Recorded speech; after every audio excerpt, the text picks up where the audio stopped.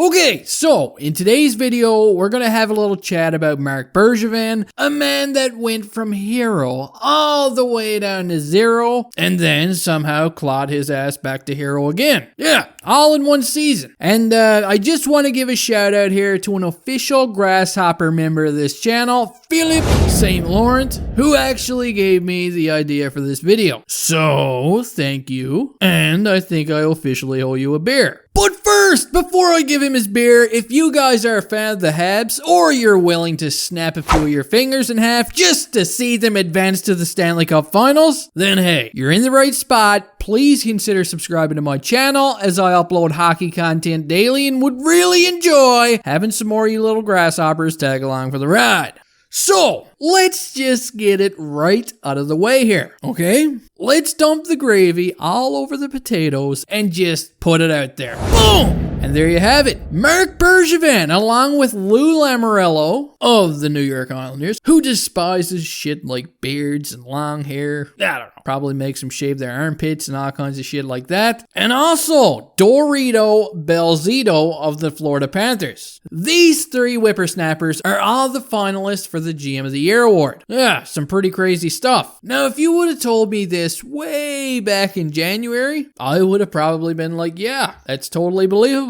Our boy Bergie, he's done a hell of a job. But then, if we fast forward a bit and you told me this in April, I would have told you were sniffing glue again. But here we are, round 3 of the playoffs, and it happened. And I completely understand how it did happen and appreciate how Bergevin's name is within the top 3 right now. And you know what? There's probably some of you that never doubted it for a second, okay? Even when the team was playing like a bunch of salted snails towards the end of the season, you all had faith in Bergevin, and that's cool. But I do know I'm not the only one who had doubts in this team. Take Craig Button, for instance, okay? The mayor of Whoville. This guy was as high as pie on the Habs at the beginning of the season. He thought they were going to be the champs. Fast forward right to the end of the season, and he said, Habs and Leafs, they're not even going to win a game. And we know how that turned out. Because if you hit the old fast forward button in the VCR just once more until we're at today, we've got Craig Button calling out the refs in the Habs series. He is back on board. And yeah, it's just been that kind of year. Now, Bergevin, you see, this isn't his first dance with this award. Bergevin was nominated during his first year in Montreal, and I think he finished 3rd that season. And then during his 2nd year in Montreal, he got even closer. I think he finished 2nd, but he never actually won it. So let's see what happens now. As for the moves he made heading into this season, I think the man struck gold with each of these. He traded away Max Domi for Josh Anderson, and whether you like it or not, Anderson is a power forward, okay? And this has been a deal that's worked out good for the Habs. Bergevin also worked out a deal with Joel Edmundson with the St. Louis Blues, and come on, who doesn't like Big Joe now, huh? You guys are probably all sitting at home wrapped up in a Joel Edmundson jersey like a cocoon or some shit. I can sense it.